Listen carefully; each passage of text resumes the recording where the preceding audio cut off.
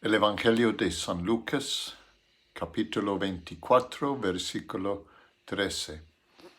Santo Evangelio de nuestro Señor y Salvador Jesucristo según San Lucas. Aquel mismo día 2 de ellos se dirigían a un pueblo llamado Emaús y unos 11 kilómetros de Jerusalén. Iban conversando sobre todo lo que había acontecido. Sucedió que mientras hablaban y discutían, Jesús mismo se acercó y comenzó a caminar con ellos, pero no lo reconocieron, pues sus ojos estaban velados. ¿Qué vienen discutiendo por el camino?, les preguntó. Se detuvieron cabizbajos, y uno de ellos, llamado Cleofás, le dijo: ¿Eres tú el único peregrino en Jerusalén que no se ha enterado de todo lo que ha pasado recientemente? ¿Qué es lo que ha pasado?, les preguntó. Lo de Jesús de Nazaret. Era un profeta poderoso en obras y en palabras delante de Dios y de todo el pueblo. Los jefes de los sacerdotes y nuestros gobernantes lo entregaron para ser condenado a muerte y le crucificaron. Pero nosotros abrigábamos la esperanza de que era Él que redimirá a Israel. Es más, ya hace 3 días que sucedió todo esto. También algunas mujeres de nuestro grupo nos dejaron asombrados. Esta mañana muy temprano fueron al sepulcro, pero no hallaron su cuerpo. Cuando volvieron nos contaron que se les habían aparecido unos ángeles quienes les dijeron que Él está vivo. Algunos de nuestros compañeros fueron después al sepulcro y lo encontraron tal como habían dicho las mujeres, pero a Él no lo vieron. ¡Qué torpes son ustedes!, les dijo. Y qué tardos de corazón para creer todo lo que han dicho los profetas. ¿Acaso no tenía que sufrir el Cristo estas cosas antes de entrar en su gloria? Entonces, comenzando por Moisés y por todos los profetas, les explicó lo que se refería a él en todas las Escrituras. Al acercarse al pueblo donde se dirigían, Jesús hizo como iba más lejos, pero ellos insistieron: «Quédate con nosotros, que está atardeciendo, ya es casi de noche». Así que entró para quedarse con ellos. Luego, estando con ellos a la mesa, tomó el pan, lo bendijo y lo partió y se lo dio. Entonces se les abrieron los ojos y lo reconocieron, pero él desapareció. Se decían el uno al otro: ¿no ardía nuestro corazón mientras conversaba con nosotros en el camino y nos explicaba las Escrituras? El Evangelio de Cristo. Los discípulos caminando a Emaús, tristes, confusos, desilusionados. ¿Cuándo? El mismo día de la resurrección. El día más glorioso en la historia de este mundo. El día más lindo en toda la historia. El día de nueva vida, de nueva esperanza, que el enemigo final se ha vencido. El enemigo de la muerte, que es el temor básico de cada ser humano, se ha vencido. Ya no hay muerte más. Ese mismo día, 2 creyentes, 2 discípulos de Jesús están caminando tristes, confusos, desilusionados. Es posible ser creyente. Es posible ser un seguidor de Jesús. Es posible ser discípulo de Jesucristo y no captar la plenitud del mensaje.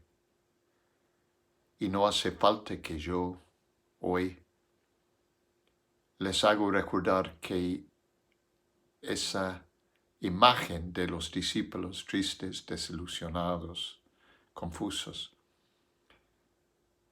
es como muchos en la iglesia hoy.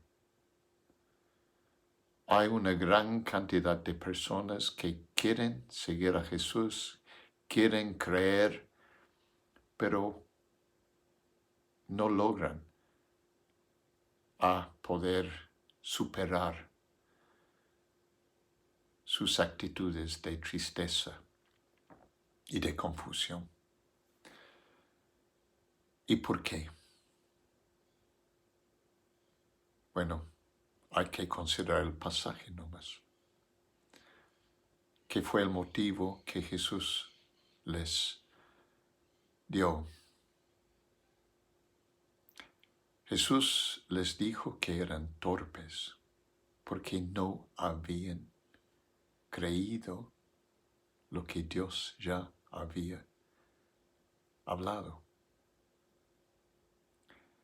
Dios había hablado claramente en su palabra, y siendo judíos y más siendo creyentes, ellos tomaban las escrituras como la palabra de Dios.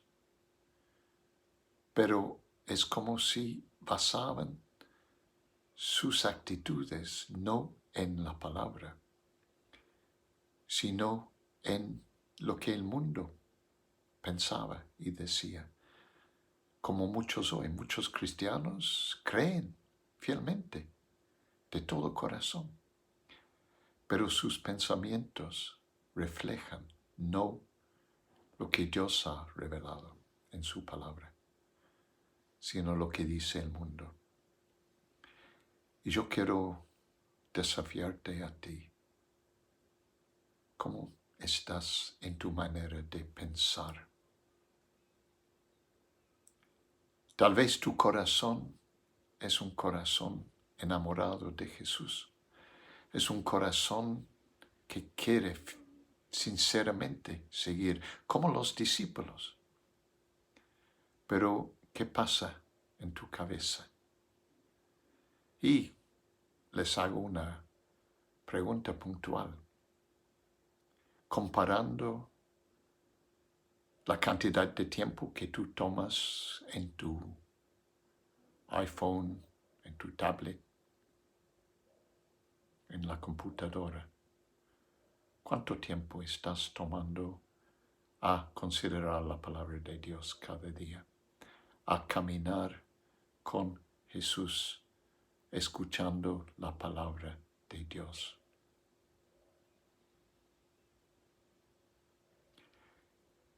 Vuelvo a preguntarte con todo respeto, considera seriamente cuánto tiempo estás tomando diariamente en los medios de comunicación, Facebook, Twitter, Instagram, lo que sea tu lugar favorito, y cuánto tiempo estás tomando en la palabra de Dios. Dios nos ha dado su palabra.